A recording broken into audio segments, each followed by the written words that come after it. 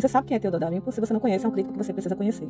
Descubra a psiquiatra inglês que desafia o pensamento único e expõe as verdades inconvenientes sobre nossa sociedade. Continue vendo para você conhecê-lo. A editora Realizações quebra o silêncio trazendo obra essencial como esta de Theodor Dalrymple.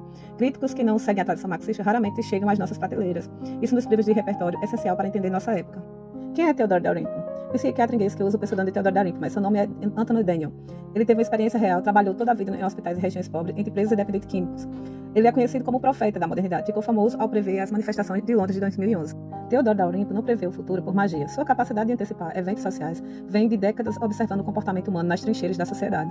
Sua honestidade intelectual, combinada com experiência empírica profunda, permite que ele veja padrões que outros ignoram. Ele conhece as vítimas sociais como ninguém.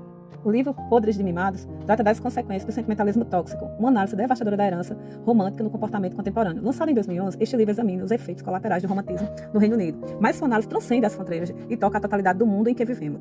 O que é o romantismo? Surgiu no final do século XVIII. O movimento europeu nasce como reação à modernização. O século XIX é o seu apogeu, grande impacto na literatura, filosofia, política e apologia. Hoje, a constante romântica permanece ativa em nossa cultura.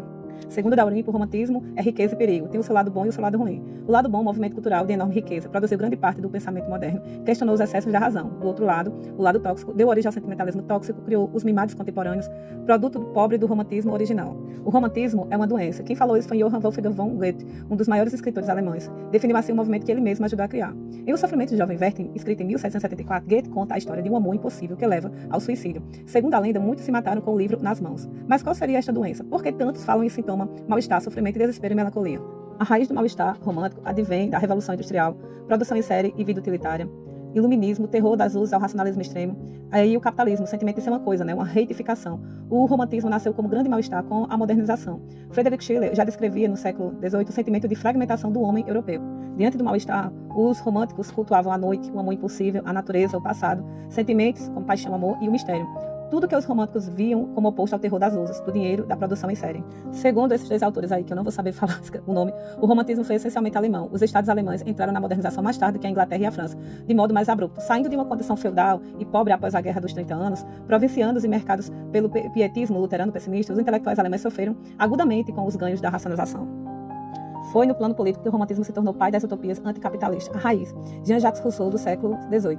Dele veio o culto de um estado de natureza perfeita, a vida no campo versus a cidade burguesa, a pureza versus o egoísmo do acúmulo de riqueza. Suas obras são Emílio, que trata da educação emocional pela natureza não corrompida da criança, do contrato social, texto político que inspirou os jacobinos, discurso sobre a desigualdade e a origem da ideia da vítima social do capitalismo. Rousseau estabeleceu as bases do emocionalismo político que veio os sofrimentos modernos como fruto da crueldade burguesa. Chegamos aos mimados. Dalrymple vê o romantismo deteriorado em sintomas distantes do trabalho intelectual sofisticado dos autores originais. O culto tóxico do sentimentalismo se articulou institucionalmente.